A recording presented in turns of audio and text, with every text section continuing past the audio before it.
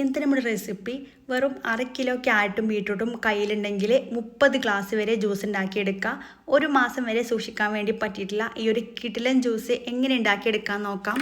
അതിന് മുന്നായിട്ട് ഈ ചാനൽ ആദ്യം നിങ്ങൾ കാണുന്നുണ്ടെങ്കിൽ നിങ്ങൾക്ക് ഇഷ്ടമായെന്നുണ്ടെങ്കിൽ പ്ലീസ് ഒന്ന് സബ്സ്ക്രൈബ് ചെയ്ത് സപ്പോർട്ട് ചെയ്യണേ. അപ്പോൾ ആദ്യം തന്നെ ഇതിലേക്ക് വേണ്ടിയിട്ട് ഒരു 1/2 കിലോ അളവിൽ ക്യാരറ്റും ബീട്രൂട്ടും കൂടെ എടുത്തിട്ടുണ്ട്. രണ്ടും കൂടെ 1/2 കിലോ അളവിൽ മാത്രമേ എടുത്തിട്ടുള്ളൂ.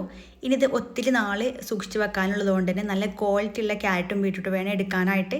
ഇതിൻ്റെ തൊലി കളഞ്ഞെടുത്തതിന് ശേഷം ചെറിയ പീസായിട്ടൊന്ന് കട്ട് ചെയ്തിട്ട് എടുക്കാം. ഇതാ ഈ ഒരു രീതിയിൽ ചെറിയ പീസായിട്ട് കട്ടാക്കി എടുത്തിട്ടുണ്ട്. ഇതുപോലെ വേണം കട്ട് ചെയ്തെടുക്കാനായിട്ട്. ഇനി ഒരു കുക്കർ എടുക്കുക. ഇതിലേക്ക് കട്ട് ചെയ്ത് വെച്ചിട്ടുള്ള ഒരു ക്യാരറ്റും ബീട്രൂട്ടും മൊത്തത്തിൽ അങ്ങ് ചേർത്ത് കൊടുക്കാം.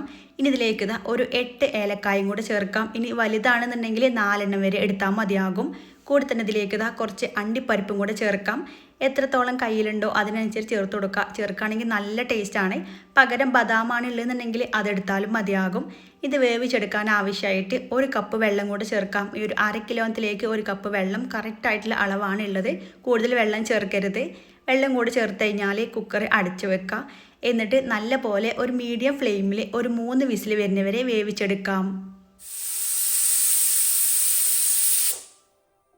ഇപ്പോൾ കുക്കറിൻ്റെ വിസിലൊക്കെ മൊത്തത്തിൽ പോയിട്ടുണ്ട്. ഇനി തുറന്ന് നോക്കാം. ഇതുപോലെ വേണം വേവിച്ചെടുക്കാനായിട്ട്. ക്യാരറ്റൊക്കെ ഇതുപോലെ നല്ല സോഫ്റ്റായിട്ട് വരുന്നവരെ തന്നെ വേവിച്ചെടുക്കണം. ഇത്രയും മതി. ഇത് നന്നായിട്ട് തണുപ്പിച്ചെടുക്കുക. ഇത് നന്നായിട്ട് തണുപ്പിച്ചെടുത്തതിന് ശേഷം മിക്സിൻ്റെ ജാറിലേക്ക് ചേർത്ത് കൊടുക്കാം. ഇതുപോലത്തെ ഒരു മിക്സിൻ്റെ ജാർ എടുത്തിട്ടുണ്ട്. ഇതിലേക്ക് മൊത്തത്തിൽ അങ്ങ് ചേർത്ത് കൊടുക്കാം. പിന്നെ ചൂടോട് കൂടിയിട്ട് അരച്ചെടുക്കണ്ട. നന്നായിട്ട് തണുത്തതിന് ശേഷം വേണം അരച്ചെടുക്കാനായിട്ട്. നല്ല പേസ്റ്റ് പോലെ അടിച്ചെടുക്കാം. ഇതുപോലെ ഒട്ടും കട്ട് ചെയ്യുന്നില്ല, നല്ല സ്മൂത്തായിട്ട് അടിച്ചെടുത്തിട്ടുണ്ട്. ഇനി അടിച്ചെടുത്ത് മിക്സ് ഒന്ന് അളന്നെടുക്കുക. ഇതുപോലെ മെഷറിംഗ് കപ്പിലോ അല്ലാന്നുണ്ടെങ്കിൽ വീട്ടിലെ സാധാരണ ഗ്ലാസ്സിലോ ഒന്ന് അളന്നെടുക്കുക. ഇതുപോലത്തെ കപ്പിന് ഏകദേശം ഒരു 2.25 കപ്പാണ് എനിക്കിവിടെ കിട്ടിയിട്ടുള്ളത്.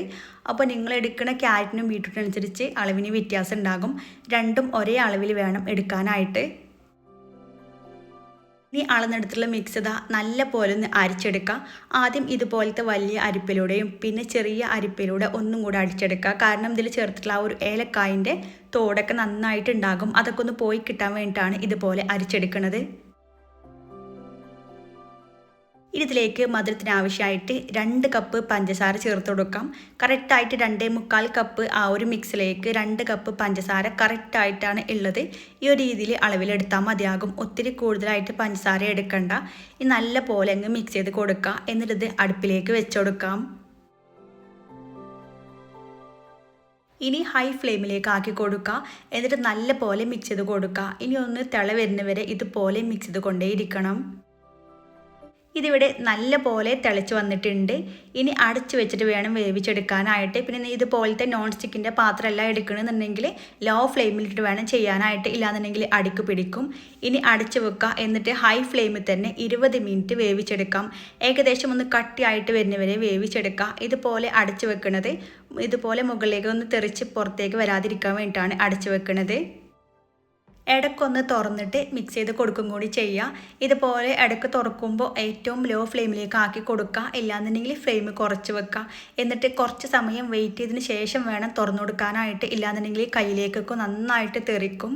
അപ്പോൾ അത് നല്ല പോലെ ശ്രദ്ധിക്കുക. ഇതിപ്പോൾ റെഡി ആയിട്ടില്ല, ഒന്നും കൂടെ ഒന്ന് കട്ടിയായിട്ട് വരട്ടെ. ഇപ്പോൾ ഒരു 20 മിനിറ്റ് കഴിഞ്ഞിട്ടുണ്ട്.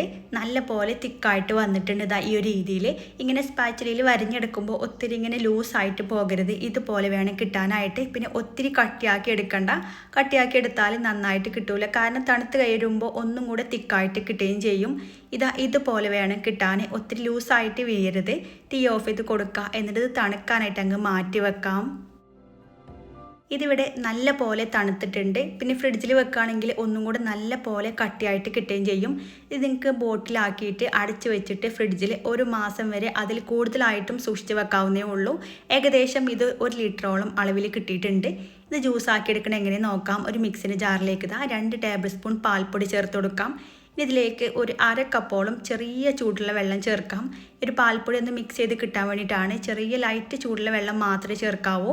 ഇതുപോലെ മിക്സ് ചെയ്ത് കൊടുക്കാൻ ഇതിലേക്ക് ഇതാ റെഡിയാക്കി എടുത്തുള്ള ഒരു സ്ക്വാഷ് എന്ന് കുറച്ച് ചേർത്ത് കൊടുക്കാൻ. നിങ്ങൾക്ക് എത്രത്തോളം തിക്നെസ്സും കളറും വേണോ അതിനനുസരിച്ച് ചേർത്ത് കൊടുക്കാവുന്നേ ഉള്ളൂ. 2-3 ടേബിൾ സ്പൂൺ ചേർത്ത് കൊടുക്കുക. ഇതിലേക്ക് കുറച്ച് അധികമായിട്ട് ഐസ് ക്യൂബും ചേർക്കുക. പിന്നെ നല്ല തണുത്തിട്ടുള്ള ഒരു 1/2 കപ്പ് വെള്ളം കൂടെ ചേർത്തിട്ട് നന്നായിട്ടങ്ങ് അടിച്ചെടുക്കുക. അപ്പോൾ ഈ രീതിയിൽ പെട്ടെന്ന് വീട്ടിൽ ഗസ്റ്റൊക്കെ വരുമ്പോൾ പാൽപ്പൊടി ഉണ്ടെങ്കിൽ ഈസി ആയിട്ട് ഉണ്ടാക്കിയെടുക്കുക. ഇനി പാൽ വെച്ചിട്ട് എങ്ങനെ ചെയ്തെടുക്കാൻ നോക്കാം. മിക്സിന് ജാർ എടുത്തിട്ടുണ്ട്. ഇതിലേക്ക് 1 ലിറ്റർ നല്ല കട്ടിയാക്കി എടുത്തിട്ടുള്ള പാലെടുത്തിട്ടുണ്ട്. ഇതുപോലെ നന്നായിട്ട് ഫ്രീസ് ആക്കി എടുത്തിട്ടുള്ള പാല് ചേർക്കുകയാണെങ്കിൽ നല്ല തിക്നെസ്സും ഉണ്ടാകും, നല്ല ടേസ്റ്റും ഉണ്ടാകും. ഇത് മൊത്തത്തിൽ മിക്സിന് ജാറിലേക്ക് ചേർക്കാം. ഏകദേശം ഒരു 2 പാക്കറ്റ് പാലെടുത്തിട്ടുണ്ട്. ഇതിലേക്ക് ഇതാ ഈ ഒരു 500ൻ്റെ ബോട്ടിൽ സ്ക്വാഷ് മൊത്തത്തിൽ ഇതിലേക്ക് ചേർക്കുന്നുണ്ട്. അപ്പോൾ അത് ഫുള്ളായിട്ട് ഇതിലേക്ക് അങ്ങ് ചേർത്ത് കൊടുക്കാം. ഇത് കുറച്ച് കൂടുതൽ ക്വാണ്ടിറ്റിയിൽ ഉണ്ടാക്കിയെടുക്കാനാണ് ഇങ്ങനെ ചെയ്യുന്നത്. ഇനി ഇത് നല്ല പോലെ അങ്ങ് അടിച്ചെടുക്കുക. ഇതിലേക്ക് എക്സ്ട്രാ പഞ്ചസാരയൊന്നും ചേർക്കേണ്ട ആവശ്യമില്ല. കറക്റ്റായിട്ടുള്ള മധുരം തന്നെ ഉണ്ടാകും.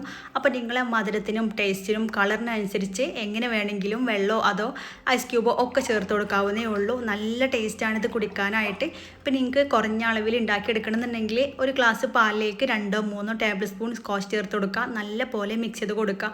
ഇത്രയേ ഉള്ളൂ. സിമ്പിളാണ് ഉണ്ടാക്കിയെടുക്കാനായിട്ട്. അപ്പോൾ എല്ലാവരും ട്രൈ ആക്കി നോക്കുക. നിങ്ങൾക്ക് എന്തായാലും ഇഷ്ടമാകും. വീഡിയോ ഇഷ്ടമായി എങ്കിൽ ലൈക്ക് ചെയ്യുക, ഫ്രണ്ട്സിനും ഫാമിലിക്കും ഷെയർ ചെയ്ത് കൊടുക്കുക. വീണ്ടും അടിപൊളിയായിട്ടുള്ള റെസിപ്പി ആയിട്ട് കാണാം. താങ്ക്